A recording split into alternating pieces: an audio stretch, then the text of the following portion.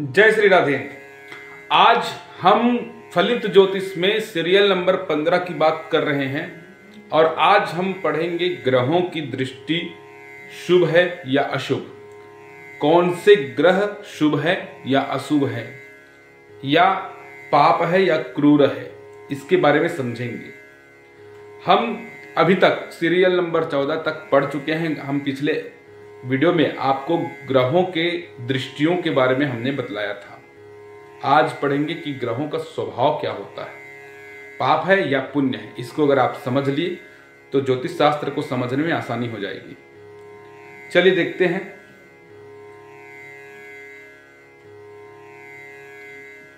हम इसको डिवाइड कर लेते हैं, क्रूर ग्रह, पाप ग्रह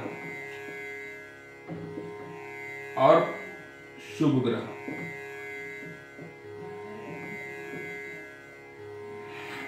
आप जानते हैं 9 ग्रह होते हैं और 9 ग्रह में सबसे पहला जो ग्रह है वो सूर्य है। तो सूर्य को हम डालेंगे किस कैटेगरी में? क्रूर ग्रह की कैटेगरी में। कई लोग सूर्य को भी पाप ग्रह में डाल देते हैं, जबकि ये पाप ग्रह नहीं होता। ग्रहों का राजा है, कैसे पाप ग्रह होगा? क्रूर ग्रह होता है। क्यों? क्योंकि इनमें ताप है, जलाने की शक्ति है। सूर्य में जलाने की शक्ति है, ठीक है। परंतु सूर्य अच्छा हुआ तो आपका एटीट्यूड अच्छा रहेगा, राज सम्मान प्राप्त हो जाएगा, विवेकवान होंगे आप। ये सूर्य का रिजल्ट है। तो ये पाप ग्रह कैसे हो जाएगा? क्रूर ग्रह है। आप कथाओं में भी सुने होंगे कि इनके नाम से शनिदेव कितना चिढ़ते थे, इनके ही जो पुत्र हैं, क्योंकि छाया कभी साथ में रह ही नहीं पाती थी। इतना प्रताप, इतना तेज है इनमें। तो तेज होने के कारण में ये जहां देखते हैं वहां जला देते हैं, जहां बैठते हैं वहां जलाते हैं। अब क्या जलाते हैं? सजीव चीजों को जला लेते हैं। सजीव का जो विचार करते हैं, जैसे कि आपका सप्तम भाव, पत्नी का घर, आपके सप्तम भाव में सूर्य बैठ गया तो आप पत्नी से सेपरेट हो जाएंगे, अलग हो जाएंगे। क्यों? क्योंकि सूर्य है, सेपरेटिव इफेक्ट खड़ा करता है ये। तो सेपरेटिव इफेक्ट खड़ा करता है तो इनको क्रूर ग्रह, ये चाहता नहीं है पाप करना, सूर्यदेव चाहते नहीं है पाप करना, लेकिन इनके अंदर तेज होने के कारण में स्वाभाविक रूप से क्रूरता आ जाता है। तो क्रूर ग्रह ज्योतिष शास्त्र में कहा गया। अब आप देखते हैं सूर्य के बाद चंद्रमा। तो चंद्रमा नैसर्गिक रूप से शुभ ग्रह है, नैसर्गिक रूप से शुभ ग्रह।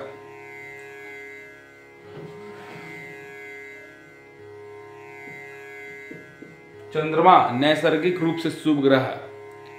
अब ये समझिएगा कि कब शुभ और कब अशुभ। नैसर्गिक रूप से तो शुभ ही है, परंतु ये पक्ष बलि भी होते हैं। आप जानते 15 दिन का आपका शुक्ल पक्ष, 15 दिन का कृष्ण पक्ष। तो ज्योतिष शास्त्र कहता है, कई अन्य शास्त्रों में भी है, मतलब ज्योतिष शास्त्र के कोई अन्य ग्रंथों में भी पाया गया है कि कृष्ण पक्ष के अष्टमी तिथि से लेकर के शुक्ल पक्ष के अष्टमी तिथि तक ये जो चंद्रमा है वो अशुभ होता है। और कई जगह पढ़ने में आया है, कई ग्रंथों में लिखा है कि षष्ठी तिथि से लेते हैं, कृष्ण पक्ष के षष्ठी तिथि से लेकर के शुक्ल पक्ष के षष्ठी तिथि तक से ये अशुभ ग्रह बन जाते हैं, अशुभता इनमें आ जाती है।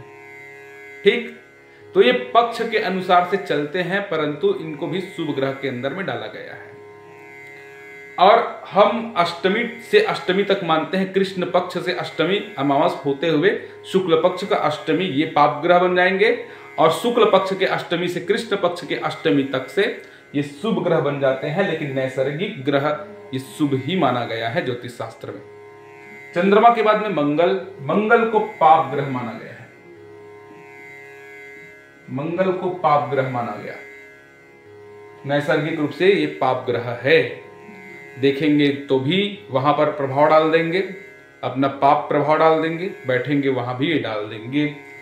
ठीक, अब कोई कहेंगे कि ये 10वें भाव में बैठ गया तो वो तो कारक हो गया सर, 10वें भाव में बैठ गया, मकर राशि में बैठ गया तो उच्च का हो गया, बलवान। अरे बलवान तो पापी भी होते हैं, लेकिन अपना पाप प्रभाव थोड़ी ना छोड़ देंगे। ठीक, सूर्य, चंद्रमा, मंगल और हो गया बुध। बुध कंडीशनल होता है भैया। बुध को नैसर्गिक रूप से शुभ कहा गया, उनकी दृष्टि भी शुभ होती ही है, चाहे ये कहीं अशुभ भावों का मालिक क्यों ना हो जाए। ठीक, ये नैसर्गिक रूप से शुभ है बुध। अब इनके बारे में भी थोड़ा सा जान लो कि बुध किसी के साथ में, क्योंकि ये तो बालक ग्रह है, बुध किसी ग्रह के साथ में अगर बैठ जाए तो उनके अकॉर्डिंग भी फल कर देता है। जैसे कि इनको शनि के साथ बैठा देते हैं, शनि और बुध बैठा दिए, शनि बुध का कंजक्शन हो गया, ये शनि का गुण एडॉप्ट कर लेगा। क्यों? क्योंकि एक बालक किसी के साथ में रह करके उनका ही नकल करना चालू करता है, और बुध को बालक ग्रह कहते हैं। अगर पाप ग्रह के साथ में आ गया तो पाप प्रभाव देना चालू कर देंगे, शुभ ग्रह के साथ में आ गया तो शुभ प्रभाव देना चालू कर देता है। ये बुध का नेचर है, ठीक है। लेकिन नैसर्गिक रूप से शुभ ग्रह है, दृष्टियां भी इनकी शुभ ही होती है। ठीक, अब आते हैं सूर्य हो गया, चंद्रमा, मंगल, बुध। अब आते हैं बृहस्पति गुरुदेव, जो कि नैसर्गिक रूप से शुभ ही है, दृष्टियां भी शुभ और है ही शुभ। सबसे सर्वाधिक शुभ ग्रह बृहस्पति गुरु जी है। उसके बाद शुक्र, ये भी शुभ ग्रह, ये भी शुभ ग्रह, प्रॉफिट देने वाला ग्रह। ठीक, चंद्रमा, बुध, गुरु, शुक्र, ये शुभ ग्रह। अब आते हैं शनि, शनि महाराज। शनि महाराज को आप जानते हैं ये अशुभ ग्रह है, ये पाप ग्रह के अंतर्गत में ज्योतिष शास्त्र ने इनको लिखा है, ये पाप ग्रह है। यही सभी प्रकार के पाप कराने में सक्षम हो जाएंगे।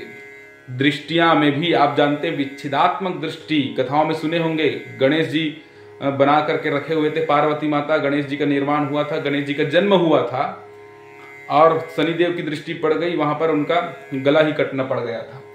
तो ऐसा आप लोग कथाओं में सुने होंगे। तो शनिदेव पाप ग्रह के अंतर्गत में। अब राहु और केतु को तो जानते हैं, सर्वाधिक पाप ग्रह आते हैं राहु और केतु। कई लोग बोलेंगे केतु मोक्ष कारक ग्रह है सर, तो शुभ में आ जाएगा क्या? नहीं भैया, केतु मोक्ष का फीलिंग लाता है, लेकिन वो शुभ हुआ तो कंडीशनल। लेकिन सर्वाधिक उनका गुण ही है कि वो पाप प्रभाव देता है। अब एक चीज और यही साथ ही में जान लीजिए, राहु शनिवत होता है, शनिवत, शनि के जैसा, ना कि शनि। राहु शनिवत होता है, मतलब शनि के समान अशुभता रखता है। ठीक, केतु क्या होता है? केतु कुजवत होता है, कुज मतलब मंगल है, मंगल के समान है। इनमें चिड़चिड़ापन ज्यादा है, इनमें भ्रम ज्यादा है।